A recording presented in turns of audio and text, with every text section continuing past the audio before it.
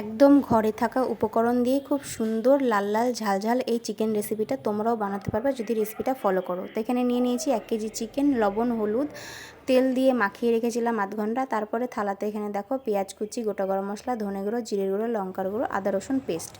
এখানে নিয়ে নিয়েছি কিছুটা আলু, ভালো করে ভেজে নিয়েছি। এবার কড়াইয়ে দিয়ে দিলাম তেল, তেলের মধ্যে দিয়ে দিয়েছি খানিকটা চিনি, এরপরে দিয়ে দিলাম গোটা গরম মশলা, পেঁয়াজ কুচি। এবার এটাকে ভালো করে ভেজে নাড়াচাড়া করে নেব, নাড়াচাড়া করে ভেজে নেব। তো এবার এরপরে দেখো চিকেনগুলোকে দিয়ে দিলাম, চিকেনগুলোকেও সুন্দরভাবে ভেজে নেব। আর তেলের মধ্যে চিনি দিলে ঝোলের কালারটা খুব সুন্দর আসে, সেই কারণেই চিনিটা দেওয়া।